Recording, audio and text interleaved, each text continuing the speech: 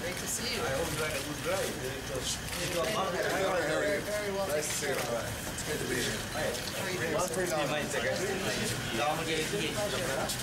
you for having us. You met Yes, of course. How are you, sir? Nice to see you. All well? Yeah.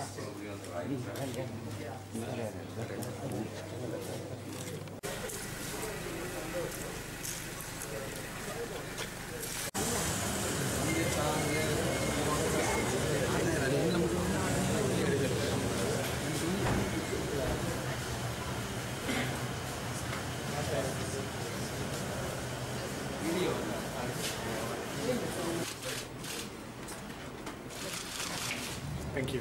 Thanks.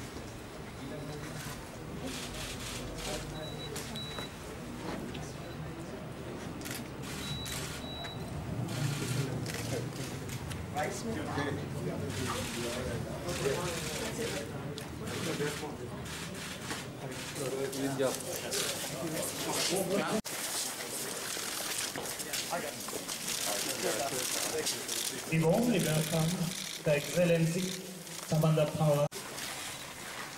I call upon the principal to deliver a welcome address.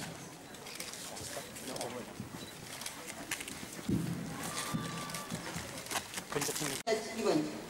Then again, I would like to thank the people of United States of America and its government for education, Northern Province.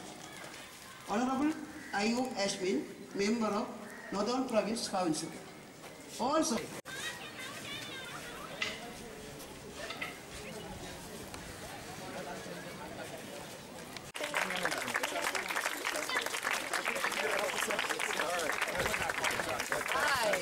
Please.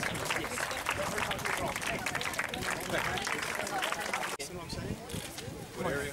I want him over in this quadrant over here. Yeah, just on the side of it. All right, everybody needs to move over, please.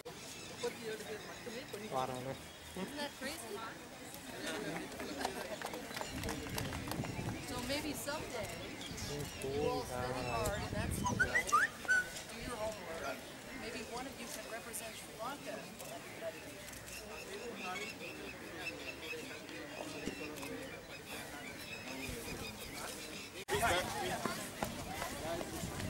outside of the... See it again?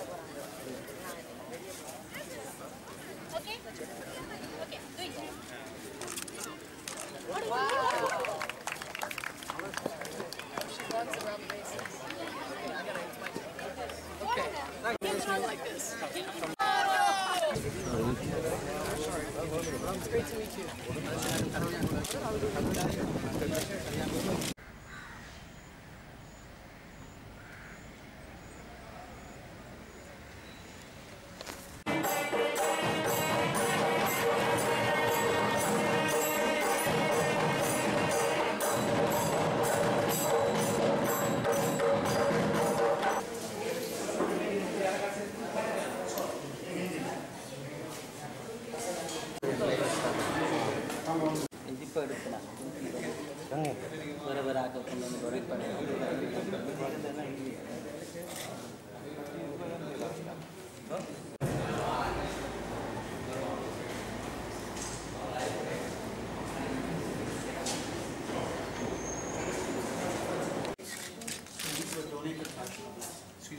Donated by scholars.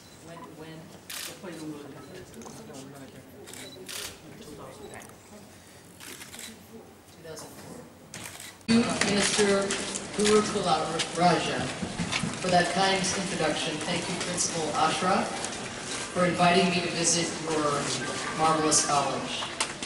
And thank you, Chief Minister Vignesh Puran, for finding the time to join us today. Thanks to all of you for having me. It is an honor and really a wonderful pleasure to be here at Osmania College. This is a historic institution, one that has been at the heart of Jaffna's Muslim community for many years. We've been reminded of that role just this week when I understand Osmania took in local families whose homes were damaged by flooding. There were over 100 people mostly women and children living in classrooms. I know that some of those families are still on the grounds today, and our thoughts are with you.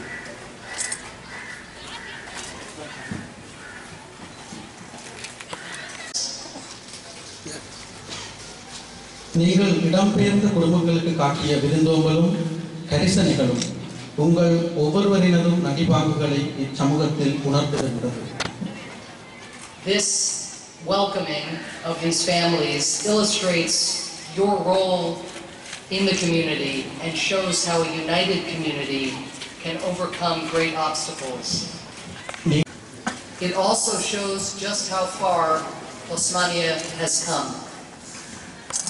We are here today to celebrate the future, but as we do that, we cannot forget the past. That is particularly true on these grounds, where just over 25 years ago, the Muslim community of Jaffna was gathered and told to leave their homes. Before the term ethnic cleansing was known, the Muslims of Jaffna experienced it. And the subsequent years were a very dark time. The damage, of course, was not just to buildings, these ones, but also to people. There was great suffering, and the effects of that suffering are still being felt today.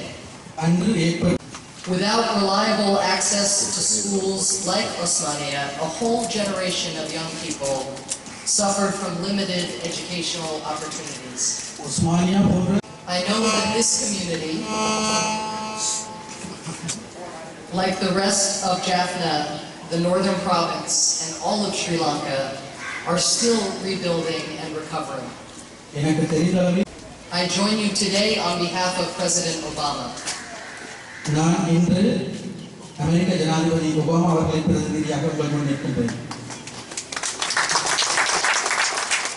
President Obama and the American people are committed to supporting you and your country in the long rebuilding process and in the difficult journey of reconciliation among all peoples. And as we work to do that, I know that there is no better way to help than to support schools like Osmania. The education you all provide will enable girls and boys to enjoy greater opportunities and brighter futures. In this way, stronger schools will support the transition from conflict to peace. பாடசாலை கல்வி என்பது முரண்பாடுகளிலிருந்து சமாதானம் நோக்கிய மாற்றத்துக்கு வழிவகுத்து உறுதியான நாட்டை கட்டியெழுப்ப உதவும். This will also require ensuring that all young Sri Lankans have access to education. Not only will this ensure equal access to improved opportunities, but will enable everyone to better understand what happened and why there can be no place for hatred and division in the future. In these goals, the people of the United States stand with you. Since 2008, the U.S. government has supported schools affected by the conflict in the north and east. We have helped you improve infrastructure and construct new facilities so that these schools can accept more students and guarantee year-round instruction. Today we celebrate the opening of a new facility at the college. With the help of approximately $450,000 in funding from the U.S., Osmania has built this beautiful new science building, repaired damaged facilities, built a new set of restrooms for boys and girls, and instituted a rainwater harvesting tank. Together, these developments will enable hundreds of students to enjoy an improved education.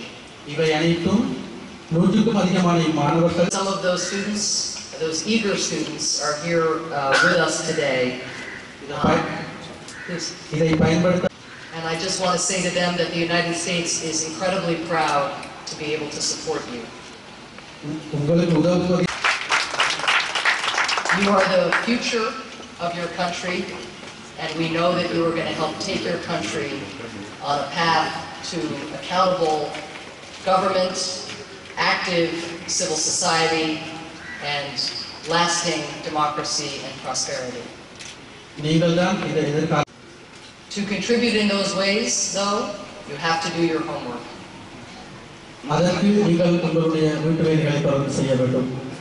So can you promise me, before I step away from this podium, that you're all going to work really hard in school? Yes? Okay,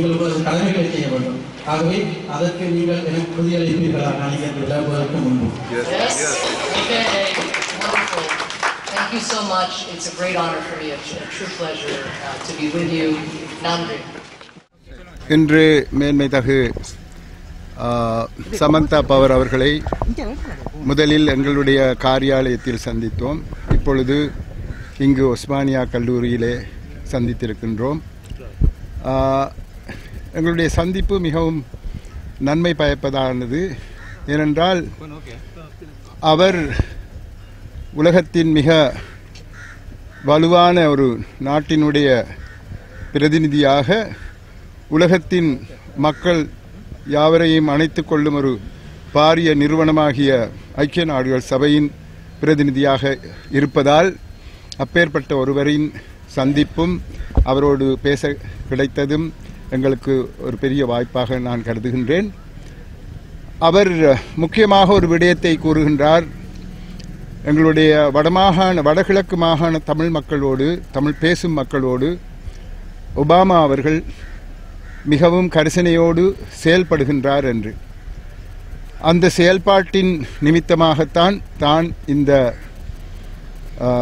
ஒரு பயணத்தை மேற்கொண்டதாகவும் அவர் கூறிய அந்த வாசகங்களை எடுத்து கூற வேண்டுமென்றும், நாங்கள் இந்த நாட்டிலே ஜனநாயகத்தை வரவழைத்து கொண்டுள்ள காரணத்தினால் தாங்களும் ஜனநாயக நாடு என்ற முறையிலே எங்களோடு சேர்ந்து ஒத்துழைப்பதில் சந்தோஷப்படுவதாகவும் தம்மாலான சகல உதவிகளையும் நல்கப் போவதாகவும் அறிவித்தார்.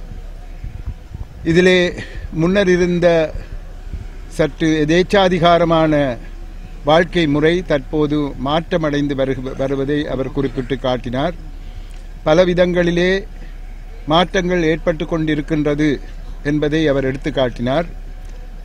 தாங்களும் தங்களுடைய நாட்டிலே புஷ் அவர்களினுடைய அதிகாரமும் ஆட்சியும் மாற்றப்பட்டு ஒபாமா வந்த காலத்திலே சுமார் 9 மாதங்கள் கடந்த நிலையிலே கூட பலர் அதை பற்றி குறிப்பிட்டு இவர்கள் இன்னமும் எதுவும் செய்யவில்லை, காணாது, போதாது என்றெல்லாம் கூறினார்கள். அதேவாறு நீங்கள் வடமாகாணத்திலும் இருந்து இதுவரை நடந்த மாற்றங்கள் போதாது என்ற மனோநிலையிலே இருப்பதை தான் அறிந்து கொண்டுள்ளதாக குறிப்பிட்டு, சற்று தாமதமாகினாலும் பலவித நன்மைகளை பெற தாங்கள் சகல நடவடிக்கைகளும் எடுப்பதாக அறிவித்திருக்கின்றார். உதாரணத்துக்கு 2-3 தினங்களுக்கு முன்னர் முன்னைய அரசாங்கத்தினால் தடை செய்யப்பட்ட சில இயக்கங்களும் மக்களும் நபர்களும் அந்த தடையிலே இருந்து நீக்கப்பட்டுள்ளதை எடுத்து காட்டினார். அதனை மெல்ல மெல்லமாகத்தான் செய்ய வேண்டி இருப்பதாகவும், பல விதங்களிலே முன்னைய அரசாங்கத்தினுடைய அலுவலர்களும் அவர்களை சார்ந்தவர்களும் எந்த ஒரு நடவடிக்கை தமிழ் மக்கள் சார்பிலே சிறுபான்மையினர் சார்பிலே நடைபெற்றாலும் அதை பெரிதுபடுத்தி ஏதோ சிங்கள மக்களுக்கு சார்பில்லாத நடவடிக்கைகளில் அவர்கள் ஈடுபடுகின்றார்கள் என்று குறிப்பிடுவது வழக்கமாக இருப்பதென்றும், தாங்கள் எதை அரசாங்கத்துக்கு கூறினாலும் அவர்கள் தாமதமாவதற்கு அதுவும் ஒரு காரணம் என்றும் குறிப்பிட்டார். அது மாத்திரமல்ல, அவர் இன்னும் ஒரு முக்கியமான விடயத்தை குறிப்பிட்டார். இலங்கையிலே எந்த ஒரு விடயத்தை தொடங்கினாலும் மிகவும் தாமதப்பட்டுத்தான் எல்லோரும் விடயங்களை முடித்து கொடுக்கின்றார்கள். எதனையுமே உடனுக்குடனேயே செய்யும் ஒரு தன்மை இந்த நாட்டில் இல்லாது இருப்பது போன்று தனக்கு தெரிவதாக கூறினார். தாங்கள் உடனுக்குடனேயே எந்த ஒரு காரியத்தையும் செய்ய முற்படுவதாகவும், அது கூட போதாது என்று பல தடவைகளில் தாங்கள் குறிப்பிடுவதை நினைவுபடுத்தி இங்கு நடைபெறும் நடவடிக்கைகள் சற்று தாமதமடைந்தாலும் பலவிதங்களிலே நன்மைகளை பெற்றுக் கொடுக்க தாங்கள் உறுதி எடுத்திருப்பதாகவும் குறிப்பிட்டார். எங்களை பொறுத்தவரையிலே நாங்கள் எங்களை பீடித்திருக்கும் மிகப்பெரிய பிரச்சனையாகிய இராணுவத்தினர் மத்தியிலே இருந்து எங்களுடைய வாழ்வாதாரங்களை அவர்கள் பிடுங்கிக் கொண்டும் காணிகளை பிடுங்கிக் கொண்டும் வீடுகளை பிடுங்கிக் கொண்டும் இருப்பது எங்களுக்கு தொந்தரவையும் பிரச்சனையும் தருகின்றது. 6 வருடங்களுக்கு பின்னரும் இவ்வாறு நடைபெறுவது எங்களுக்கு மனவருத்தத்தை தருகின்றது என்ற அந்த கருத்தை வெளியிட்டிருந்தோம். அவர்கள் முன்னையிலும் பார்க்க தற்போது தங்களுடைய முகாம்களிலே அடைபட்டு இருப்பது உண்மையாக இருந்தாலும் தங்களுடைய தகவல் சேகரிக்கும் அந்த கடமைகளில் அவர்கள் இப்பொழுதும் ஈடுபட்டு வருகின்றார்கள் என்றும் ஒரு பயங்கரவாதிகள் என்ற ஒரு மனோநிலையிலே தமிழ் மக்கள் அனைவரையும் ஒரு பயங்கரவாத ஒரு குழுவுக்குள் உட்புகுத்தி இவர்கள் பயங்கரவாதிகள் என்ற எண்ணத்திலே அவர்கள் செயல்புரிந்து வருவது எங்களுக்கு மனத்துக்கு மிகவும் வேதனை தருகின்றது என்ற அந்த கருத்தை முன்வைத்தோம். இதைவிட வேறு பல எங்களுடைய பிரச்சனைகள் சம்பந்தமாக பல விடயங்களையும் கலந்து ஆலோசித்து அவற்றையும் அவர்களுக்கு எடுத்து கூறினோம். அவற்றையெல்லாம் அவர் குறிப்பெடுத்து கொண்டார். வேறு எங்களுக்கு இருக்கும் பலவிதமான குறைபாடுகளை எடுத்து கூறினோம். உதாரணத்திற்கு பாதுகாப்பு நிமித்தம் இப்பொழுது கூட மிக பாரிய தொகையை அவர்களுடைய பாதீட்டில் அவர்கள் வழங்குவதாகவும் இவற்றையெல்லாம் எங்களுக்கு நன்மை பயக்கக்கூடிய விதத்திலே பணத்தை பகிர்ந்து கொண்டிருக்கலாமே என்பதையும் எடுத்து கூறி மற்ற மாகாணங்களிலும் பார்க்க நாங்கள் மிகவும் பின்தள்ளப்பட்ட ஒரு நிலையிலே இருப்பதால் எங்களுக்கு கூடிய உதவிகள் தேவை என்பதையும் அவருக்கு எடுத்து குறிப்பிட்டோம். இவ்வாறு பலவிதமான விடயங்களையும் அவருக்கு எடுத்து கூறியதன் காரணத்தினால் அவர் அதை ஏற்றுக்கொண்டார். அதாவது உங்களுடைய பிரச்சனைகளை நாங்கள் நன்றாக உணர்ந்து கொள்ளுகின்றோம். நாங்கள் அரசாங்கத்தை நெருக்குதல் கொடுத்து உங்களுக்கு செய்ய வேண்டிய அனைத்தையும் செய்வதற்கு எல்லாவிதமான நடவடிக்கைகளையும் நாங்கள் எடுப்போம் என்ற ஒரு உத்தரவாதத்தை தந்து அந்த கூட்டத்தை முடித்து கொண்டோம். இந்த கூட்டத்திலே அவர் முஸ்லீம் மக்கள் இங்கு அதாவது ஒஸ்மானியாவில் முஸ்லீம் மக்கள் இங்கிருந்து சென்றதன் பின்னர் இப்பொழுது அவர்களுக்கென்று அந்த யுஎஸ் பேக் பசிபிக் சமுத்திரத்தோடு சம்பந்தப்பட்ட ஐக்கிய நாடுகளின் அவர்களுடைய இராணுவ அலகு கொடுத்த காசின் காரணமாக இவற்றை செய்து கொடுத்திருக்கின்றார்கள். அதையும் வந்து அவர் திறந்து வைத்து தாங்கள் முஸ்லீம் மக்களுடன் ஒத்துழைத்து முஸ்லீம் மக்களும் தமிழ் மக்களும் சிங்கள மக்களும் ஒற்றுமையாக வாழ வேண்டும் என்ற கருத்தை முன்வைப்பதற்காக தான் இதில் கலந்து கொண்டதாகவும் அறிவித்து எல்லோருடனும் மிகவும் சாதாரணமாக சென்று குழந்தைகளுடனும் பேசி தன்னுடைய அந்த பயணத்தை முடித்துக்கொண்டு இப்பொழுது சென்று விட்டார். நன்றி.